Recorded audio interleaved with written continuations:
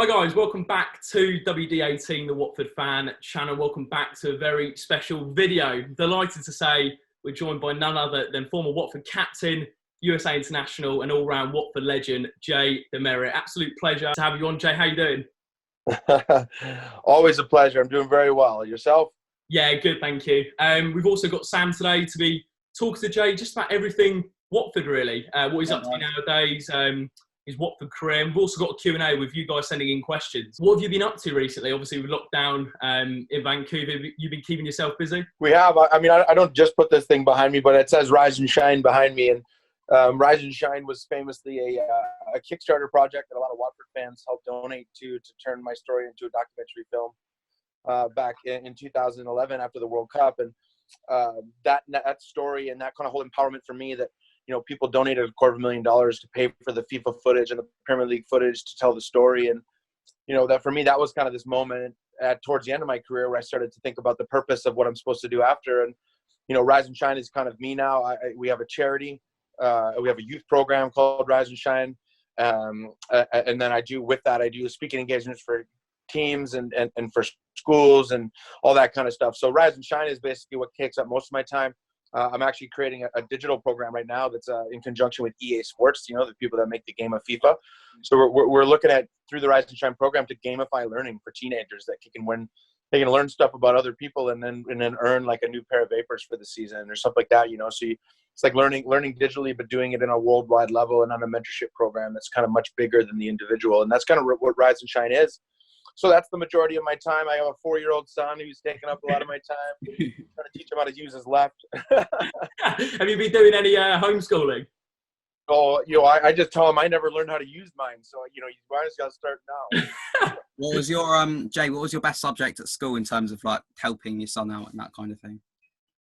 I mean, me and him really connect on the art side. You know, there's some listeners probably know, but most probably don't, is I have a degree in product design. So I went to school for at the art and architecture school in Chicago where I played college soccer. But yeah, I have a background in art. I have a degree in it. So we do a lot of drawings of Ninja Turtles and superheroes, and, you know, watercolors and mountains and stuff like that. So yeah, we stay busy on the art side so far as a dad. And I know you said you had a documentary made about it. It is a remarkable story. The way, obviously, came over from the US and played for a couple of non-league sides. Could you maybe, as you said, talk us through the story of how you got scouted initially by Ray Lewington at Northwood and how that journey started with Watford?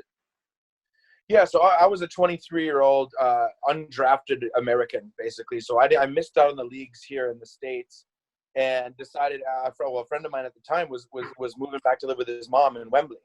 And he's like, I'm going to live with my mom. You should come and live over there, and you can stay in the attic. And I was like, okay. Either way, I knew I'd have to do it hard. I do it the hard way. So I'd never really traveled Europe. I knew English football was something that was interesting. I didn't, at the time, probably believe that I could really play there, at least at the level that I got to. But, you know, at the time, I found the whole idea intriguing and going, okay, I know English soccer culture and football culture is incredible, and let's go live it. Let's go see it. And once I got here, I remember famously, it was my first game I ever watched was QPR Tranmere at Loftus Road. And, you know, Loftus Road, you're like, everyone's on top of each other, and I had never seen that. As an American, I'd never seen that before. I had never heard that roar or, you know, that constant hum that, you know, it's for 90-plus minutes. And it just kind of blew my mind that I could be a part of something like that, because it wasn't like that in the States. It's not yet. I mean, I would say there's versions of that now, but definitely not back then in 2002. So, you know, it was kind of an eye-opening experience. But, you know, once I landed on English soil and started playing in the 12th division, making 40 pounds in an envelope for Northwood and Southall Town, and you know, I just wanted to stay in it, and because then I started to play at a decent level, or at least play against guys that had professional experience that were like, you know, if you keep going, you got something here, maybe, you know what I mean? And I listened to people because, again, I was a naive American, but at the end of the day, I knew that English people would probably be able to assess my game better than I could. So, you know, I might as well listen to them. You know, when you look back on that trial when Northwood and obviously playing Watford, did you in your head think, you know, I can get a trial out of this with a good performance? Were you thinking that going into it, or was it just each game as it comes? It was a conscious thing. Our coach, his name was Del Dinas. He was a Tottenham schoolboy, and he knew some people just through some other circles through Ray Lewington. And So after the game, Ray talked to him and was like, what's up with the American guy? And he's like, actually, I brought him today to show you, because at the end of my first non-league season, I had a third division tryout at Oxford and then also a tryout at Shrewsbury, and both of those clubs in the third division were interested. And so it kind of gave me this confidence that maybe, I could step into a team like Watford and get a tryout. So that I did go with the purpose. But I didn't know that they were going to put out their starting 11 from the Algarve Cup or whatever it was that they put out that day. But that worked to my advantage. If I would have been playing against maybe some of the reserves and it wouldn't have been Hyder Helgeson, I don't know if Ray Lewington would have taken me as seriously. And so, again, I think we all talk about the timings of our stories. And for me, the timing for that game and then to play well, but also to play against guys like Hyder, all those things had to happen. And thankfully they did. Was the dream always to, I know at this point Watford weren't in the Premier League, but was the dream always and the ambition always to play in the Premier League, or just to try and get as high as you can in football? Yeah, I think, again, you got to take it in stages. So for me, it was like first sign of professional contract. I didn't think at the time that my first professional contract, and by achieving that goal, that would have meant, first 4 divisions. So my goal, again, I thought Shrewsbury or Oxford United would have been my first stepping stone. And again, I was getting the opportunities for me to have that be my reality. But I didn't think I'd probably land and get to a first division team. But again, once you do, then what happens? Then you refocus. And I kind of each step of my career along the way, that's kind of what happened at each time I got to a new level. It was like, okay, pat yourself on the back, enjoy your reward, but now what's the next thing? Where can you get to? What's the next level? And, again, Premier League starts to creep in there once you make pro for Watford and you're starting to play. And that's what I did my first couple seasons. So, that dream could become more real. I was just saying, Jay, obviously talk about the Premier League, and we couldn't have picked a better time to have you on, really, with the anniversary, I guess, 14 years since the playoff final in 2006. I know you did an interview with the club about it as well. Obviously, you played such an important part with the game, and when I think back to that match, I always think, of course, great for the club, but I also think individual performances. You obviously getting man of the match, a clean sheet, and that opener as well. Could you talk us through that feeling when the ball hit the back of the net? Young's ball whipped in, a great ball actually from Ashley, and then you just coming in a bullet header. Could you talk us through that? Because it was a pretty cagey first 15 minutes or so. It was, yeah, and you could tell in the tunnel that we were, nothing. We were a freight train at that point.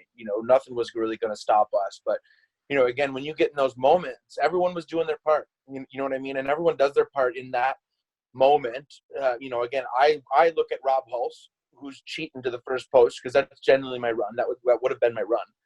But as you can see, I kind of faked to the near post, and I just kind of stutter step around it because I see him predicting the front post, and then I see Ashley's ball, which again, you said it.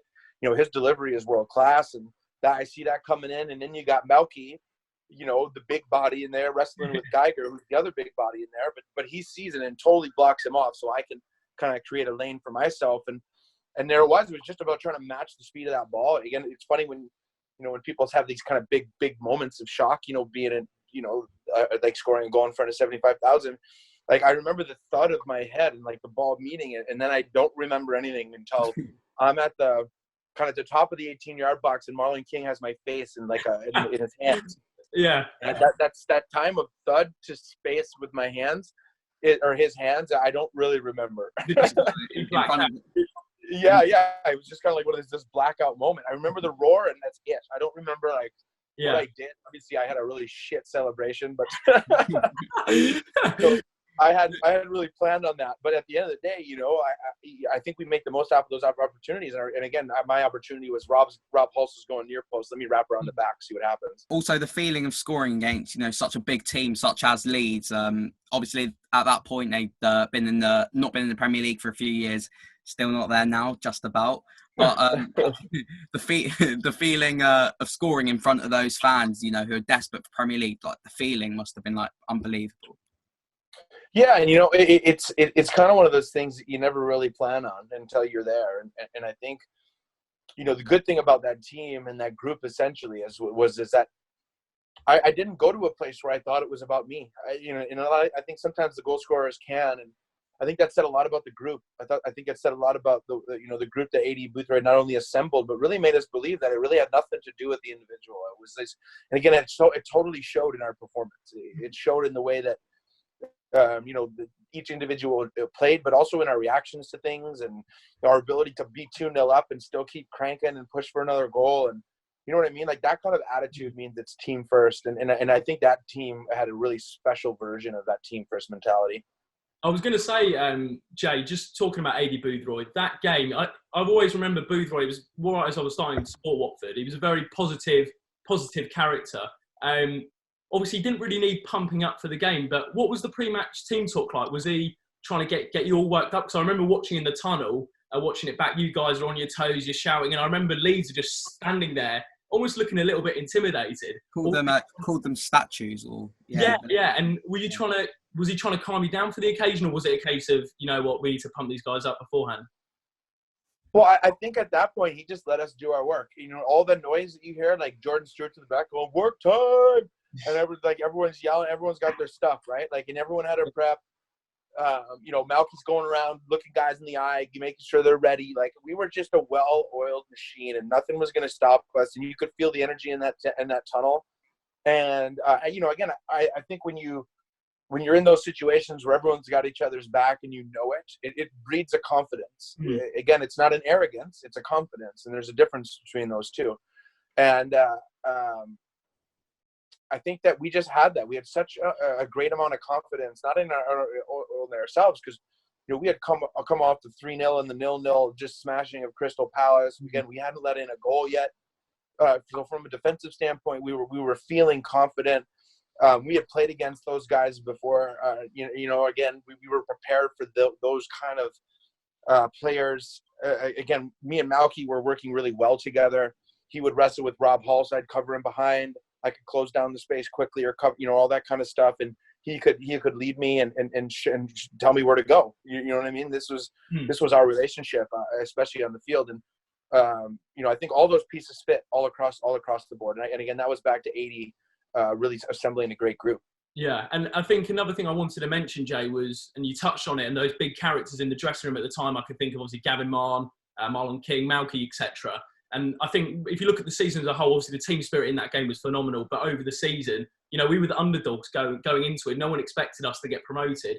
Was that team spirit down to the players' individual personalities, or was it down to AD instilling it into you guys? I think it was both. I think AD was a great leader in producing communication platforms where we as individuals could learn from each other. So I always tell the story, like, we used to do this thing with a big circle on every Sunday. We'd come in for a cool down. There'd be 30 chairs in the circle in the meeting room. And each circle was different. Some days we'd come in, he'd have like our name on every piece of paper around the center of the circle. And we had to write what each person did, good and bad, in the game. For each other. And then next day we'd come in and it would be what we thought we did best and what we could have done better. Then one day it was like a sports psychologist having to go about, how our preparation wasn't good enough, or it was we go over the games, or it would be like, I thought I should have, covered it on you there. We'd go over the good, the bad, the ugly.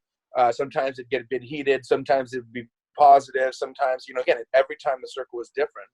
But again, that was 80's assembly to create a platform for all of us to just be ourselves. And again, the circle mentality means that when you sit in a circle, you can't hide. You're not in road seating. So when you talk, and again, he would create platforms for we all to communicate and say something, or write something, or express ourselves. And I think that really started to build throughout the season. And by the end, we trusted each other. We had communicated enough to know each other. And I think that was a major key as to how we progressed through the rest of that season. And then, of course, being the well-oiled machine and by the playoff final time. They say globally that the Championship is arguably the hardest league in the world to get out of. And if you look at every single team to get promoted, I look at every Watford team that's been promoted, just in general, you see the basis of that team is having that right balance between arrogance and confidence, as you mentioned. And that kind of team spirit and knowing that you have each other's backs just shows again how crucial that is for any winning team. Yeah, and I think you're right in the fact of saying, like, you got to have one of every part in the truest form of teamwork. And I think that was one of those things. I think he did a good job of keeping the spine of the team with its leadership group. Malky from the back, Ben with his skill set. Ben was a young kid then, but he was just so good. and his delivery from at his feet was world class already as a young Manchester United loanee. But we had down the spine of the team, we had a lot of talent. And then like with Malky, like again, I was new, so I used his leadership as a way to complement each other. I think Gav complemented Springy in the middle, and then Marlon and Darius couldn't be more complimentary up front. So I think he did a good job again of building down the spine and then having workers on the wings. I was just going to say, Jay, it's been well documented about your relationship with Malky. I think you guys used to roommate back in the day. We did, yeah, especially at that time. Yeah. Was it? I know we're skipping forward a little bit, and I've just before I forget, when he became manager in 2010, towards the end of your time at Watford, what was that weird to have a kind of mate as your manager? Was that what was that experience like? Yeah. I mean, it was just different. When you're former roommates and partners, now when someone comes a manager, it's a different power position. I now have to listen under him instead of beside him, and that's natural order. That's not me saying anything I'm not. And Malky and I had a great relationship at the end, but in the end, I was about ready to play in a World Cup. He allowed that eye injury to heal and give me the chance to do so. But I think at the time he was going to keep the job, and I was looking, at playing in a World Cup and seeing where I go from there. So it was kind of a natural separation then.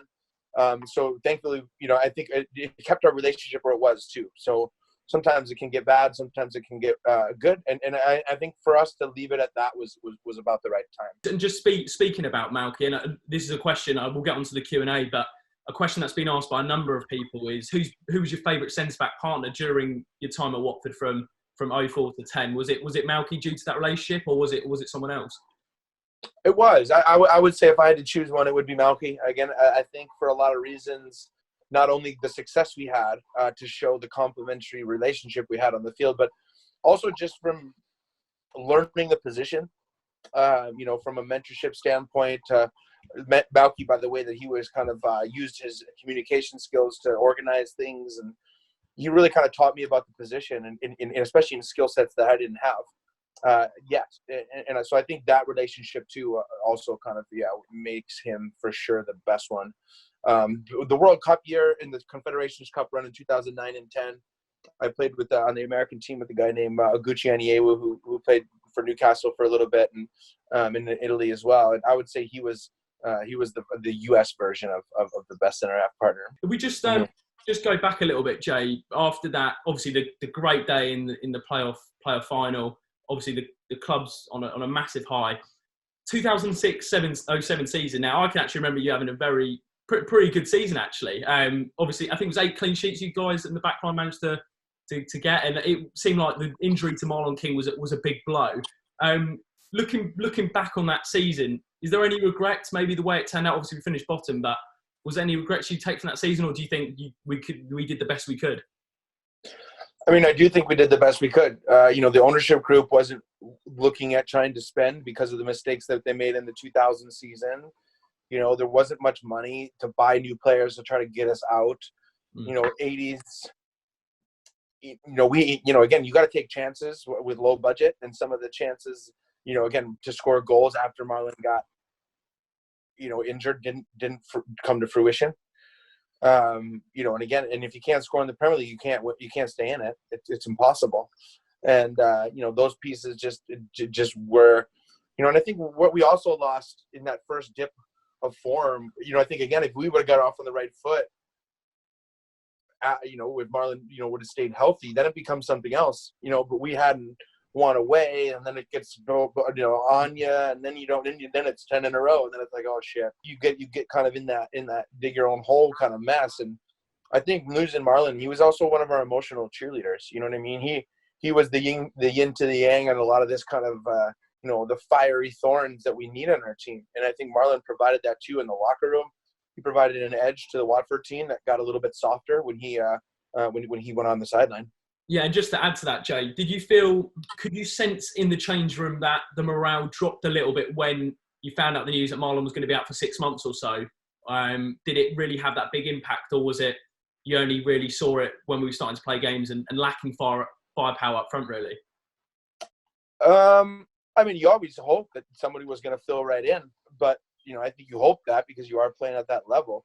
But and again, I think it does drain on you more, and the more you realize how much you miss some players too. When you go 5 games, you're like, man, I wish Marlon was here. You know what I mean? Like, this is kind of one of those things, and I think that happened. I think we went through a little bit of a drought, both mentally and physically, because he started the season well too. I remember him being a nuisance his first couple games, and West Ham at home, I think. Yeah. And we were starting pretty well, and unfortunately, I mean, but again, these things happen. How different would you say the dressing room mood is in terms of when you're winning games? I'd say it's much easier to kind of pump each other up in the tunnel like before the Leeds game. But did you feel things ever went a bit flat, or it was harder to motivate people when you're losing games in the Premier League? I don't know if it's hard to get motivated in the Premier League. I think, again, because every week you play against the best players in the world. So I don't think it's hard to find motivation. But I think it's fine to. I think it's hard to find rhythm, and you have to have rhythm in the Premier League because the players are so good, because the level's so high. You got to find that team rhythm to start winning games. Because if you get down in the doldrums, or you get stuck in that relegation zone for a while, or you keep 15 clean sheets and you're not getting points on any of those games, like, again, it just drums you down. It's a thankless league for a reason. It's, you know what I mean? There's a reason. So. They don't care. These are the best teams in the league or in the world for a reason at the top of the Premier League. You give them a 90-second minute chance that nine times out of 10 they're putting it in the back of the net, and that's the standard of the Premier League. And I think we just learned that on too many occasions that year. I think another thing, Jay, is I think a good example of that. I think it was the Chelsea game. Was it away from home when Kalou scored? Yeah, that was home. It was a home game. Actually, home game, it was a home game. 90-second minute header. You know what I mean? And it was just like, but again, that sums it up. It's like the best example of how you can explain that. That was like a season of that. Yeah. That's the one that sticks in my mind. But I was going to say, I know it was a difficult season, but on a personal note, I kind of remember you starting to get into the international fold, and that season really kind of helped you propel into the USA national team. Did you feel that as well? Like, obviously playing in the Premier League, getting more people noticing you. Did you feel, although we did get relegated back down to the Championship, for you to get into the international frame must have been brilliant? Yeah, and for me, it had been such a crazy journey to get there, and obviously once you're an American playing in the Premier League, you're going to get your opportunities. So I started to do that and move into more of a leadership role too at Watford. It really allowed me to kind of step into the U.S. team, maybe with a little bit more confidence than most people that get their first cap at 27 years old. But yeah, for me, like, it was just one of those things. It was like I kind of talked about earlier. It's just each step of the way you kind of refocus and you get to the next step. And if you're a starter at Watford and you're playing in the Premier League, you think you want to play for your national team. You want to deserve that shot. You want to see what that's like, which is a whole new level, because now you're mixing in 15-hour travel days in between 2 games at Watford. Yeah. And a midweek game in Mexico. Like that kind of stuff is crazy when you start playing international soccer or football, and it's like you got to learn how to manage that, and then your performances on both ends. So like it's a whole new level. I finally towards the end of my career understood why people retire from international at like 33 or 34, because their bodies just can't handle the travel. Looking ahead to 2010, was that one of the proudest moments of your career, representing the US at a World Cup? Yeah, I think so. But I think I made it extra special. Like I always say, the greatest moment on a football field was the national anthem USA England. Yeah, because it was the World Cup. I got to be the one with my hand on my heart. I got to represent my country at the highest level. But I got to do it against the country that gave me my opportunity. Yeah, you know what I mean. So it was really this really special moment, and that kind of stuff for me was what it was all about. And that was the marquee game, because US and England were the 2 big teams in Group C for the World Cup. So, I mean, all those pieces made that kind of US-England game extra special. What are your memories of that game in terms of, obviously, England fans don't look on that game with too fond memories with the Rob Green mistake. Gerrard scored after a couple of minutes. But, internationally, do you look at your games differently at all to how your Watford games? I wouldn't say so. I didn't really matter if I was playing a club or country, in all honesty, as far as what I felt. But I do think that, when you play in a World Cup, it's a little bit different, because you really feel the world is watching. You know, you play in the Premier League and you know the world is watching, but when you play in a World Cup, you feel like it's watching. So, you know, that was probably the only big difference in that kind of occasion. But and it was also just this whole challenge of like, you know, Wayne Rooney was Premier League Player of the Year that year for Manchester United, and I was, you know, he was my mark because I played again with the big center half, and so my mark, he was going to be on Emil Heskey. So then I you know, I had to mark the best player in the world. So, you know, again, to think again, like four years earlier, I was just sitting on a park bench trying to make it. You know, it's kind of crazy, but again, I always learn to appreciate those opportunities and to make the most of them, not to be scared of them. Yeah, I think also, Jay, I think where you get a massive amount of respect from Watford fans, not only you're a top bloke, great player, but I think a big moment in your Watford career was when you decided to stay with the club following the relegation. Because I'd imagine you did get interest from elsewhere, because you did have a very good season. I think you were nominated as one of the player of the season. I know Foster won it, but you were nominated. I think as Watford fans, I'm speaking on behalf, I think, on most of them, that you, of course, showed a huge amount of loyalty there. Was there at any point, did you feel tempted to leave? Or was it, you know what, I really want to repay Watford back for the opportunity they gave me? I mean, yeah, of course there was natural temptation because it's there. You know, again, you play well in the Premier League and you go down, there's going to be people sniffing. But for me, you know, as someone that really recognized the opportunity and the role that I played, not only how I got there, but the relationship I had created with the club. And again, most importantly, its fans. Again, as a kid that's from Green Bay, Wisconsin, who, you know, is community built, and, you know, the sports team is what makes really the holistic version of community whole. And you know, I always appreciated that about Watford. I loved my role in that community. I loved, you know, again, as I started to become a leader in that community and for that team, that just really outweighed everything else. You know, because if you look at the other stuff, it was like, you want to go play in the Premier League and potentially not play, or just to make money. Yeah. You know what I mean? Or do you want to, you know, relish in a role that you earned, that you like, that you love being a part of on a bigger scale than just yourself and what you got to get out of your own career? You know what I mean? Like I always appreciated those opportunities and really valued those opportunities. So that you know, and then it was just the point of making sure that I felt like, you know, I was taken care of enough. So, you know, as far as like my contract was concerned, because I remember I walked there. So my first 2 contracts at Watford were crap. So again, I wanted a good deal, like I was in a Premier League, because that was the first time I was actually going to make some money. So, but both of those things were fine. Not to mention, you know, it was more like, okay, you're going to come back, you're going to be a leader of this team. We're going to go right back up. Again, I love the guys. You know, I had a great relationship with a lot of the team members. All those types of things are huge benefits as to why you stay or why you go. And for me, there was only one choice. I think from the outside, as Watford fans, we've always seen you as someone who thrives with the responsibility of being the captain. Was that something you wanted to achieve at Watford? I know you're a vice captain as well. Did you kind of revel in that role? Yeah, I think so. You know, again, and I always ask my former managers now, because I'm trying to create youth programs for teenagers, and I always ask them, you know, if I walked there, but I played 7 out of 10 years I played pro, the manager chose me as captain. Now, is it because I was the best footballer? Ask anybody that ever seen me or played with me. It's not because I was the best footballer on the team. It wasn't. And again, I'm happy to take that. But for me, it was about the role and what that requires. And I believe that good captains are relatable. They know what it's like to sit on a bench. They know what it's like to have hard times. They know what it's like to communicate. They know what it's like to think above themselves. You know, all these kind of things I had, because of my story, and again, because I had to learn so much humility and adversity, and then not get picked. You know, that allowed me to relate to the dude that's not started in 3 games and now he's pissed off at 80, and I got to go talk to him. You know what I mean? I can play that role pretty well, because I know what that's like, or I know what it's like to, you know, have a degree and talk about other subjects, or, you know what I mean? Like I was able to kind of find my niche on a leadership perspective, just because, or a guy that wanted to just go out and have a beer and hang out or take shots with fans. You know what I mean? Like, why not?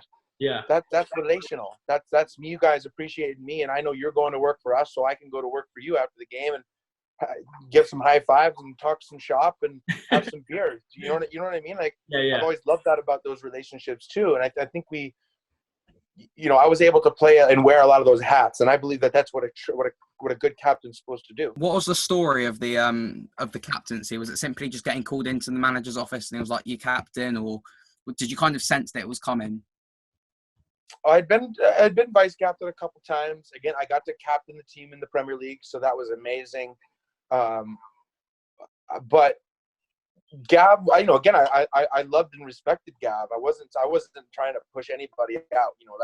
It was only in my third season, so I was kind of like this. I still knew I had a lot of work to do, but I really just was enjoying trying to learn how to lead and trying to take more responsibility with 80 and my relationship with him. And I think history showed that I wasn't quite ready for it. When there was that bit where 80 took it away from me, and then Eustace came in and we shared it for a bit. But again, those were all, I look on those things with fondness as like, those were great learning experiences about leadership and what it's like to have your leadership questioned, and what it's like to have your leadership called upon too, in situations where guys are in trouble. And again, whether that's mentally, physically, whatever, getting in there and getting your feet wet in leadership is hard, because you got to take the responsibility. And being a leader with a high octane locker room isn't easy, because you're talking about ego, you're talking about money, you're talking about this is survival for a paycheck. It's a cutthroat in there. So the guys don't necessarily have each other's backs all the time. But if you're a captain, you got to have everybody's back, including your own, and the managers and the clubs and the fans. So it allows this whole idea that you really got to take it all on. Do you think during your time at Watford, that kind of, or just in general in your playing career, that kind of changed? Because obviously when you came into the game professional game in 2004, and then left, and then Vancouver Whitecaps in 2011. Did you see maybe how the dressing room changed from that time? Maybe there was more egos, or do you think there wasn't much change? I would say there's just not as much ego, but there wasn't as much as like a hierarchy as you go on, because you can't do that. There was more like back in the day, it used to be like, clean my boots, kid. I'm a senior pro, and you know what I mean? Like, there was just more of that. Not to say that didn't create actually, more resilient kids. I got to be honest. I run youth programs now, and you want to talk about softness. Are our kids softer than we used to be? Yeah, 100%, 100%. And I think that, the first day I remember walking into Watford training ground, and even, Dicey and Kotze, hard-nosed, blue-collar guys saying, get on the boots, Rook, you know what I mean? Like, that kind of stuff. I look at those times as appreciating that, not saying, don't yell at me, old guy. You know what I mean? Like, now that's what they say. You can't yell at me. You know what I mean? And it's just like, I kind of wish we could, but I understand that's not the way it is. But again, I think that mix for me was better then than it is now. Just talking about your relationship with the supporters, I think what I find incredible about your story, Jay, is that for someone who joined the club almost by accident, really. I know you had a trial, but it was kind of timing that Watford were playing against Northwood at that time. It just seems that your personality embodies everything about Watford Football Club, the community values you hold today. And I think, and your leadership qualities, your personality is fantastic. I think that's why the fans really took to you. Do you think that's why you just click so quickly with the sport? I mean, even when you come back to Vicarage Road, you're still a Watford legend. I'd love to say that it's continued. I was back 2 times last year, I believe, and I've taken the role as North American ambassador for the club. Again, I think that the natural relationship has always just been a really good fit. From the time I would play in the trial game against Real Zaragoza, and we got, Joe Ferrara up in the incinerator box calling the club and saying he wants to sponsor my away kit, and I hadn't even signed a contract yet. You know what I mean? I hadn't been offered a deal yet, and I had people, trying to sponsor because they liked my attitude, and he was an American guy, and he loved that about the story. And again, from the start, from the time that any Watford fan, or I even had an experience with Watford, the relationship has just always been good and appreciative, and from both sides of the ball. And I think that that's always just been a really natural fit. And I think that, as that relationship grew, again, it just becomes more solidified. And I think that, and again, it always stems off the appreciation. I think we've always just appreciated what we bring to the table on both sides of the ball. Yeah. No, I mean, I was going to say before the cup final, I was in Box Park and you walked in, and obviously everyone went mental. People were buying that kind of thing. It was brilliant. I'll remember that. That was the so that's obviously our British fan base. But with your role as ambassador out in America, how large is the fan base out there? Is it growing? Is there potential out there? Yeah, it is growing. North America is a very big place. So basically with Watford and what their concern is now, again, hopefully we stay up, and, that's where the world vision becomes into play. And the top three markets in the world in the Premier League are Asia, India, and the North America. So, if I'm a North American guy, I have, great ties and passion for the club. Now I start to do stuff to create fan engagements here, to create scouting type networks in a way that if I run my youth program here and there's a kid that comes in, I go, wow, hey guys, you should check this guy out. So it's really nonchalant. It's nothing official. And then again, for Premier League in America, they do this NBC show on Saturday morning. So whenever Watford needs a representative because they're playing Liverpool on Soccer Saturday Morning Live, I roll in there and wear a Watford jersey and talk about Elton John and shoot goals on air and stuff like that, being a Watford supporter. So it's that kind of role too, which again, I love to do. And again, I love being that representation for the club. Yes, that's really cool, Jay. I think just before I was going to mention about ambassadorial role, but I think it'd be great to hear your thoughts on how the club's run at the moment. I mean, it's completely different to how it was run back in your day. Well, I will say back in your day, it wasn't only a decade or so ago. But what do you think of how the club's run at the moment, the ownership, and how the club's doing at the moment? Well, again, I have to say I'm incredibly impressed. I have to be honest. From where the club is right now, again, and still improving. It's filling in all the sides. There's restaurants. There's different hospitality experiences. There's an incredible roar from all sides of the stadium now. There's there's a high-end press room. There's a high-end locker room. There's a high-end, again, there's you feel like you're in a Premier League stadium when you walk through the players' lounge, and you know what I mean. That helps when you stay in the league for the amount of time that we have now, where you can use those things to create the experience. But again, when I've had the experience now over the last couple of years, I'm impressed. And the old parts that you still want there, from the community to the engagement to the care, and to feel like you're a community club fighting above its weight at times. I love that, and I love that. I don't think that should ever go away for Watford Football Club. I think that what's truly part of the identity. But it does feel nice to walk in and feel like you belong in the Premier League based on the experience you have in the stadium. So every time I come, I usually bring somebody from North America, and they've had an incredible amount of experiences and going, wow, Watford's a cool club. And again, we stay in London, and it's just, so I see a big future for the club too. And not only my role, but how I can start growing a fan base in North America, bringing people on flights over here, meeting them in London. We go out, we do these things, we bring them to the Vicarage Road for the day, and I show them around, and that kind of thing is something that I of course love to do. But from growing a fan's perspective and teaching them about the proud history of Watford is such a cool thing. So yeah, we'll continue to hopefully do more of that. Now you guys just got to stay in the league.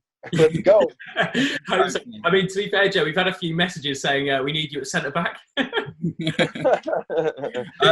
only I had double ruptures in my left ankle, I'd just go out there and run in circles right now. I reckon you can still do a job. I'd be like Malky Mackay, just using my mouth. I was gonna say though, like, it's so important that we retain our identity. Changes of ownership, and with the new regime, we seem to get a lot of managers. We have large turnovers of players, but kind of what you embody, that family atmosphere, we say the original family club, the way we help out the community, the NHS at the moment, it's just so important that we retain that, as hopefully we start to grow as well and people start to recognise how big Watford are for the community. Well, and again, I was tweeting and Instagramming the other day. There was a 7-year-old kid named Monty who ran 7K on his birthday, and it was Watford kit, and raised a bunch of money for more of the NHS stuff. And it's something that it's almost bad, but it's like we come to expect it, and that's what we want, and that's what you try to create, I think, as the original family club. And again, I think until you experience it, until you're a part of it, you don't really know. And again, it's something that I wholeheartedly agree with. I believe that's the way clubs should be run, and the way that everyone should feel a part of. So, yeah, I mean, and again, hopefully I can continue to be a part of how it's grown here, because then I can have an influence on North American culture too. So yeah, I look forward to that, and hopefully again, then over the years we'll get the Deanies and the Fosters to come to California, and we'll you know what I mean. We'll grow it from here too. So you mentioned those guys, Jay. Just before we go on to the Q&A, are you in touch with any of the current squad now? And obviously you play with Ben, Max was in the squad, I think. Cathcart and Cleverly. And are you in touch with any of those guys still? I am. Well, I mean, I see those guys when I come back, of course. So I see them at least once or twice a year. I speak to them on social media. You know, we comment on each other's photos, send each other funny texts every times. And so, yeah, those guys are, you know, again, at the end of the day, those are Watford guys. You know, they're good men, they're good people, they're good players. They have shown loyalty in a lot of different directions. They understand the power of community. You know what I mean? These are guys that really, again, embody what Watford's all about. And it's kind of cool that they're still there. You know what I mean? That's so rare to have that many guys still there and they're also still contributing. So again, it says about the kind of guys and the types of players that they are. It says a lot about the club that's willing to put that on the line and say, we don't have to get everybody new in. Let's keep a couple of the old heads. Let's bring back 80, you know, because he's been here before and he can be a leader and not even play every week. You know what I mean? Like, these are the types of guys and characters that come in and really believe in those roles and, you know, again, and really embody what the club is all about. I was going to say, actually, I think Matt said it in an interview with the club. He was saying the best trainer he played with actually was Tom Cleverly. Would you agree with that during your time? Apparently, when he came in on loan from Manchester United, he was just superb in training. I remember that when he came in the training ground, because he's just a little guy. He's not the biggest guy, but his energy was insane, and you couldn't get near him. And I would say actually, when Adam Johnson came, right, they were kind of similar players, both like just lightning fast and would take a touch and wham, top corner. You know what I mean? Like in like 5-on-5s and like small field games and stuff is when they kind of really started to control training, and especially as young kids. You know, these guys were really young guys, and you know, to come in like that, and you could tell that they were playing at a high level at Manchester United and those types of places. Yeah, and that actually leads really nicely onto our Q&A section, Joe. We won't keep you for too long, but we've got loads of questions. We've kind of limited it to 5 really. Okay. And one of them is, who was the best player you played with during your time at Watford? If you had to pick one, I know it's difficult, but if I had to pick one, I would say I'd probably say Ben Foster. Okay. If you look across the board, you know, again, just his skill level at that time, and I think his relevance to our performances, he was just so important. And again, he was the first goalkeeper I ever saw that provided leadership just through his talent. You know what I mean? He didn't say anything. He didn't need to say anything. Like, make you save, or he'd pick the guy out 40-yard rope right to his foot in stride. You know what I mean? And he was just kind of one of those guys that you turn around and you feel secure with him behind you. And I would say him. Question from my friend Alex. Who would you say was the hardest player you ever played against? Obviously, you've mentioned Rooney. I think you came up against Ronaldo, Giggs. Who would you say was the hardest player that you ever played against? My hardest player was probably Didier Drogba was the hardest. I mean, we used to always draw them in the FA Cup too. So there were those years. I remember he scored a hat trick against us. That one year, we just like Danny shit to, and he ran us rampant a couple times that season. And you know, I remember he was like one of the first guys to wear those fluorescent shoes, and I just remember seeing those fluorescent shoes in 14 different angles, and like just going, "Oh my god, that guy just roasted us." Because he was one of those guys that, like, I would love to play. I loved playing against the Rooneys and that kind of player, smaller but quick and dynamic, and I could match their competitiveness, but I could, beat him in the air. I could, you know what I mean? Those kind of guys, I could try to find advantage in certain ways. And a guy like Drogba, I couldn't find a way to beat him. He was 6'2". I couldn't jump over him because he could jump. You got to close him down quick because he can hit it from 25. You can't close him down too quick because there's little touch around the corner. Remember, you had that little outside of the foot touch? And like that was that. Then he'd outrun you. Again, those are the days. And you push up against him, it's like pushing up against the wall. So it's like, those days you couldn't find a way to beat him. And that's always my job. I was like, how do I find a way? How do I find a way? I'll try this. I'll try this. I'll try that. I'll try that. At the end of the day, I'll just compete with you. but he had a good competitive spirit too. So he had a lot of energy, and he was a good competitor. So he was probably the one that gave me the most trouble. I don't know if you remember that FA Cup game, Jay. I think it was when Tamas Priskin check. Do you remember that game? I think he played. Yes. Yeah, I remember that was probably the first time I cried after a game because I was thinking, Priskin scored. We're in it, and then Drogba just turned it on, I think. Oh, I mean, he was just so dominant then too. I think people forget now how dominant he was during those years at Chelsea, and how dominant they were.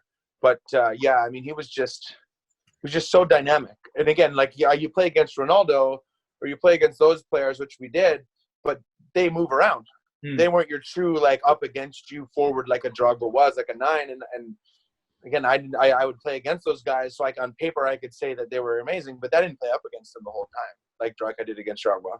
Yeah, I mean, I was going to say, like, you don't really get that anymore. A classic example is Roberto Firmino at Liverpool. You see, he drops much deeper, but you don't really get the player like Drogba anymore who's right up against you. I mean, obviously, they're not really on the same level. I wish they were, but probably the closest we've got to that now is Dini. I mean, in terms of staying close to other defenders, but, that kind of old-fashioned sense in the game is kind of moving on now, I think.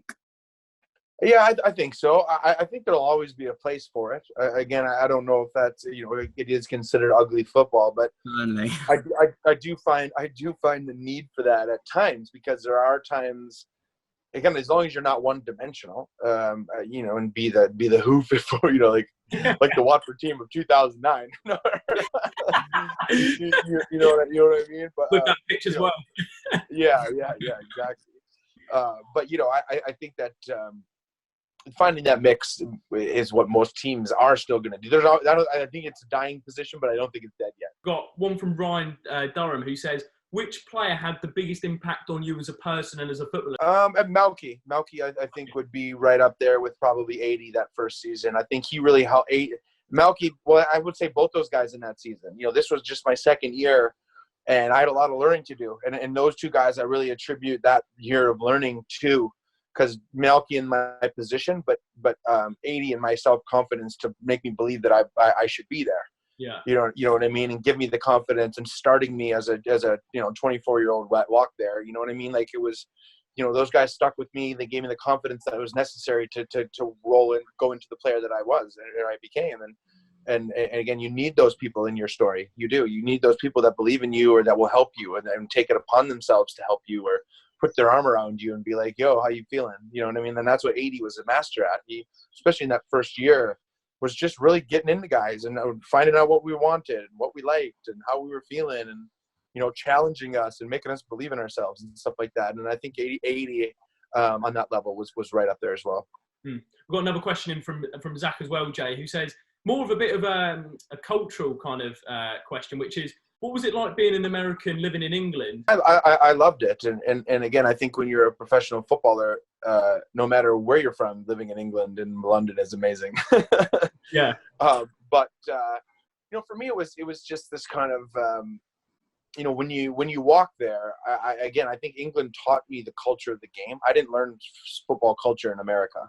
I learned sport culture in America, but I didn't learn about football until I moved to England. And, I guess I've always really appreciated that about England. And, again, the edge to it, the passion for it, the cultural ideas of things about it. Again, I learned that side of thing in sport, in football in Green Bay. But again, I really love that about the English game. And I think that really made me appreciate my time a lot while I was here as an American, because we don't see it much as here in football. And then I think just living in London, but having this kind of oasis out at Watford too was awesome. You know what I mean? It was far enough away, but where I didn't have to go to Oceana every night, but I could.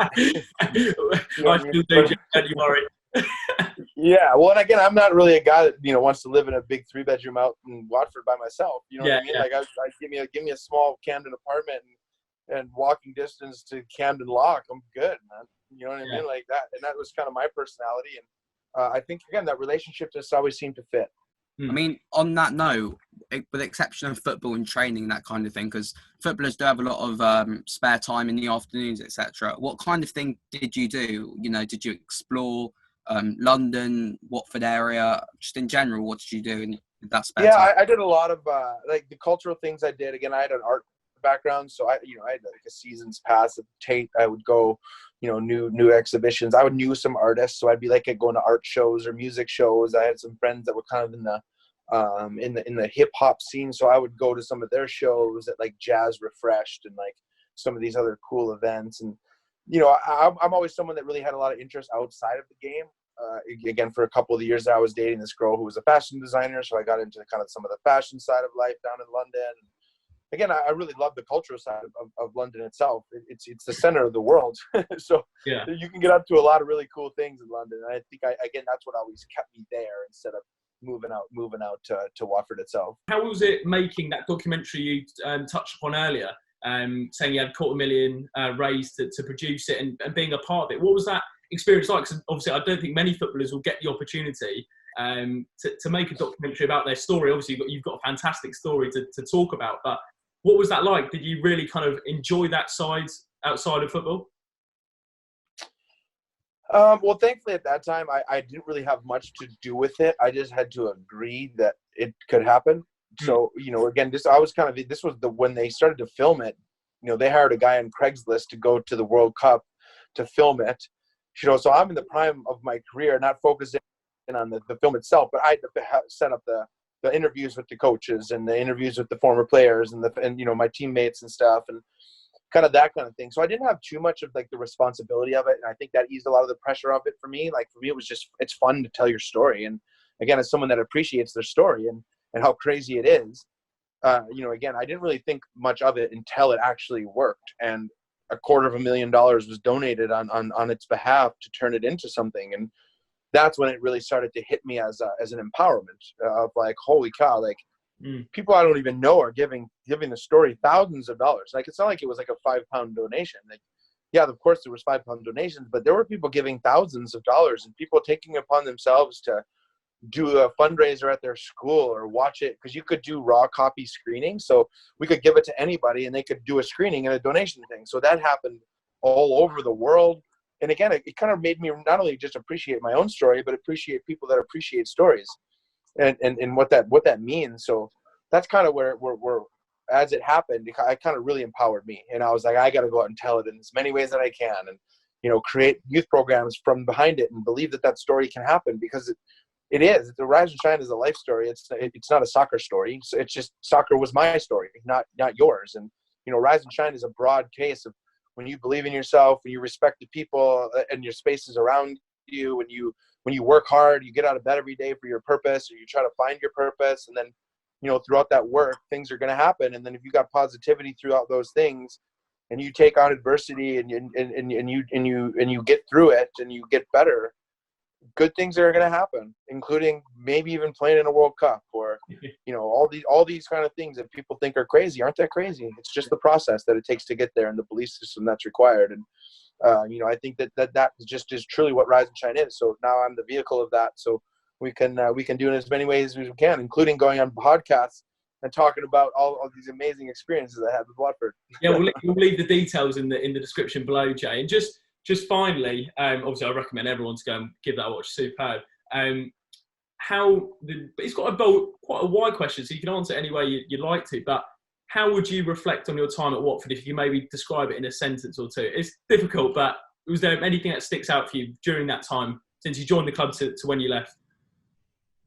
Well, the first thing that comes to mind when I think about it is the walk from the parking lot where we players parked to the stadium. And that reminds me of when I was a kid, right? When we used to have our bikes, and Packer players used to ride our bikes from the training ground to the locker room in the stadium. And for me, the first thing that comes to mind is that walk, because you engage with the fans every time. It's different, but everyone's there for the same purpose, and that's game day.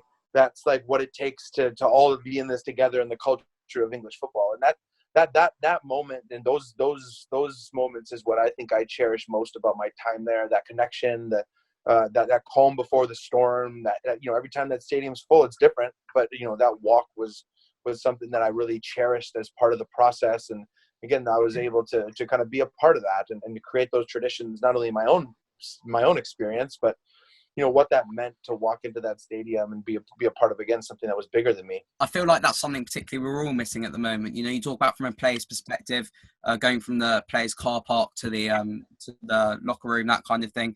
But even like for me, walking past all those news agents, past the Hornet shop, into the Rookery, to my seat, hearing Z cars, just gives you goosebumps thinking about it. And like everyone's got that connection with football, and it's brilliant sport all round and connects people. Well, 100%, and that's what I love about every club. Every club is different, and we create those different traditions and histories and experiences. And again, I think that Watford in particular really appreciates those experiences even more, because the roller coaster has been that little bit greater, or the certain characters to create trends like a Graham, really create, or even like a legend like Elton John to be the figurehead of this small community club. Like, it's just there's such a unique part about every club, and Watford, I think, has as unique as those parts as any club. And I think, again, we as a small community club really appreciate that, and that's what I think I love the dynamic of all of it. Top man, Jay. I really do. I think we've kept you a little bit longer than you might have expected, but you've been an absolute pleasure to have you on, mate. Thank you so much. My pleasure, guys. Anytime. I'm easy to get a hold of. Top man, legend. The Watford fans love you. We'll leave the link to Jay's Rise and Shine in the description below. Make sure you do follow him on Twitter and Instagram. Yeah, just in the movie's now on YouTube, and it's the link in my Instagram profile too now. We got the rights back after 4 years, so it's free for anybody to watch. Legend. We'll leave the link in the description below. Make sure you check out. It's brilliant. Okay. Sounds good, boys. Great to see you. See you later. Cheers.